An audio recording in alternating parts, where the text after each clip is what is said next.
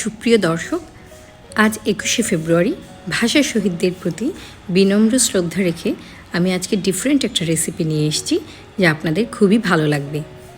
দেখতে মনে হচ্ছে একদম কলিজার টুকরো। আমি আজকে বিটরুট দিয়ে এটা বানিয়েছি। আমি 2টা বিটরুট নিয়ে নিয়েছি। প্রথমে এগুলো ভালো করে ধুয়ে আমি খোসাটা ছাড়িয়ে নিচ্ছি।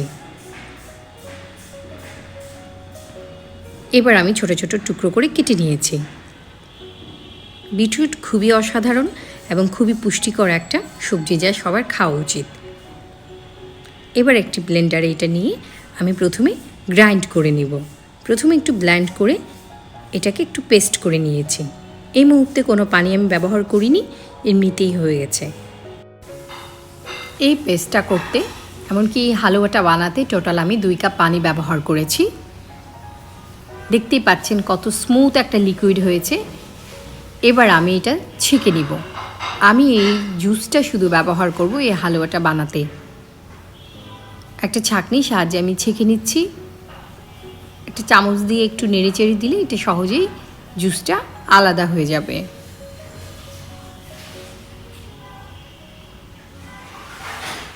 আমি সবটুকু জুসই বের করে নিয়েছি।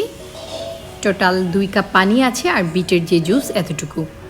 আর এখানে যে পাল্পটা আছে, পাল্পটা চাইলে আপনারা হালুয়া, পাকোড়া কিংবা পরোটা বা লুচি বানিয়েও আপনারা খেয়ে নিতে পারেন, ফেলে দেওয়ার কিছু নেই। এবার একটি প্যানে আমি জুসটা ঢেলে নিচ্ছি।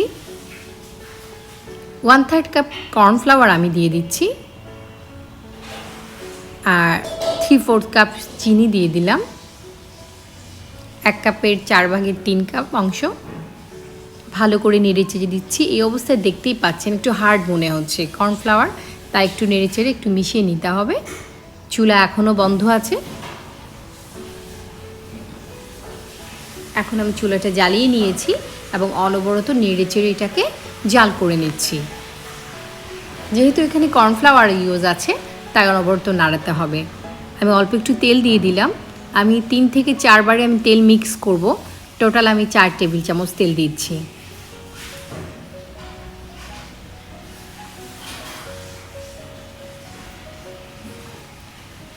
আস্তে আস্তে তেল দিচ্ছি এবং নেড়ে চেড়ে দিচ্ছি।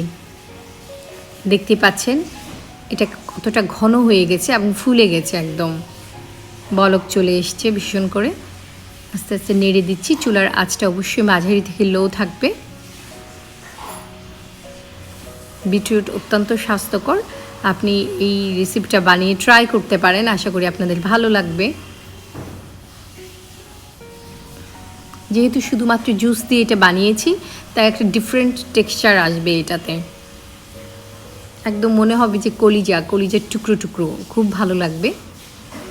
আস্তে আস্তে লালচে কালারটা ভ্যানিশ হয়ে যাবে এবং একটু কালচে ভাব চলে আসে। কিন্তু আপনাদের ফুড কালার মেশানোর কোনো প্রয়োজন নেই, কারণ এটা এমনিতেই খুব সুন্দর। আর ফুড কালার একটু বেশি মেশালে কিন্তু তেতা হয়ে যায়, এই জিনিসটা আপনাদের মাথায় রাখতে হবে।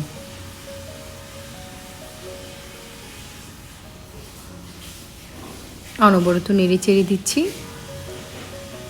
এটা রান্না করতে টোটাল 20 থেকে 25 মিনিট লাগবে এটা ঘন হতে, আর তারপর বাকিটা সময় দেখতেই পাচ্ছেন এটা আস্তে আস্তে কালচে সোনালি কালার হচ্ছে। মনে হয়েছে যে 22 ক্যারেট গোল্ড এখানে মনে দিয়ে রেখেছি। খুবই সুন্দর লাগছে। বাবলসগুলো পুরোটাই গোল্ডেন। ক্যামেরাতে আসলে কেমন বোঝা যাচ্ছে বুঝতে পারছি না, কিন্তু ভীষণ সুন্দর লাগছে। গোল্ডেন বাবলস আরও ঘন হয়ে আসছে এবং গোল্ডেন ভাবটা কিন্তু একটুকু ফোরাচ্ছে না। আমার কিন্তু খুব ভালো লাগছে।